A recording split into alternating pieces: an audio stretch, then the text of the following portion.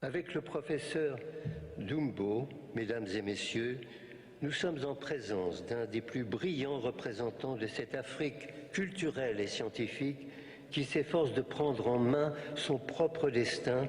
Je suis un enfant paysan et qui a bénéficié des bourses venant des taxes de la population malienne, c'est-à-dire des impôts.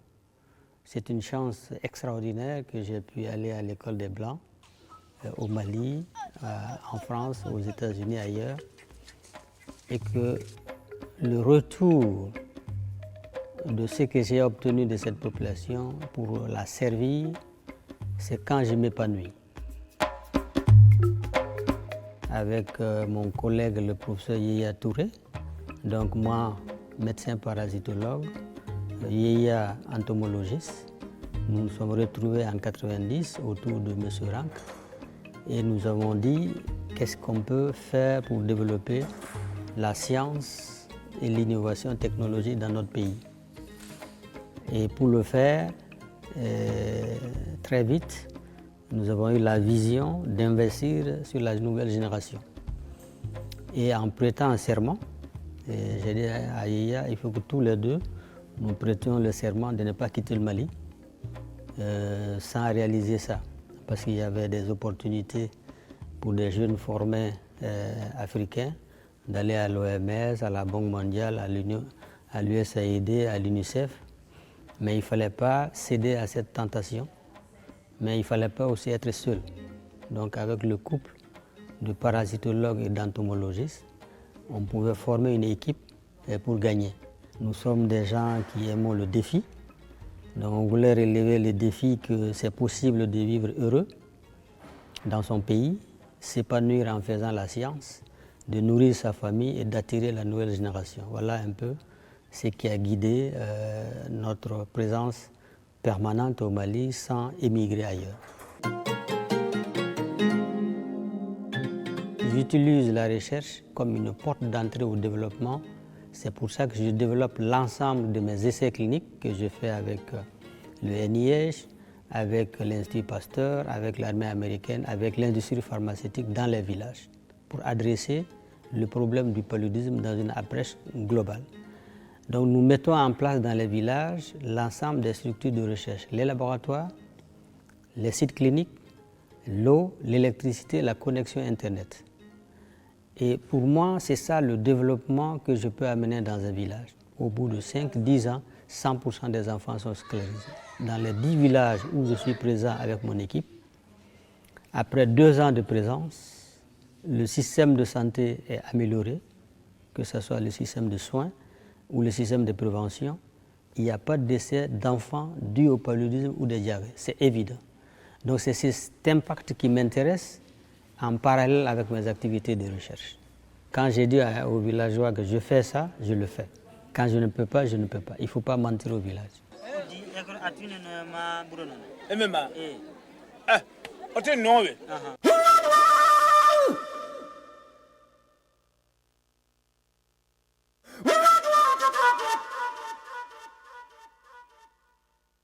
Tout enfant exposé à la multiplication du plasmodium avant l'âge de 5 ans a des séquelles et quelques neurones qui sont visés et il y a une atteinte à la créativité.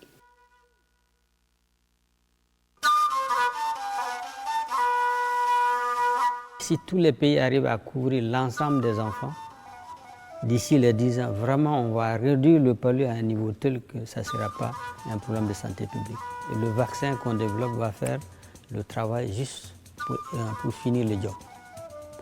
Donc ça, vous ne pouvez le faire que quand vous avez vraiment des équipes africaines de ce niveau-là. Au Mali actuellement, au Burkina, ça s'est fait, au Sénégal. Et nous sommes en train d'installer un jeune Guinéen qui est passé par Bamako pour avoir les mêmes capacités en Guinée. Donc c'est la première fois que des structures comme l'OMS écoutent les résultats des chercheurs africains pour changer les stratégies.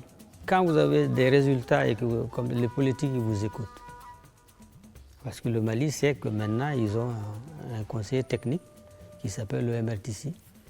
Et il est difficile d'entreprendre quelque chose sur le paludisme sans quand même demander l'avis du MRTC. Et ça, c'est la plus grosse récompense pour nous.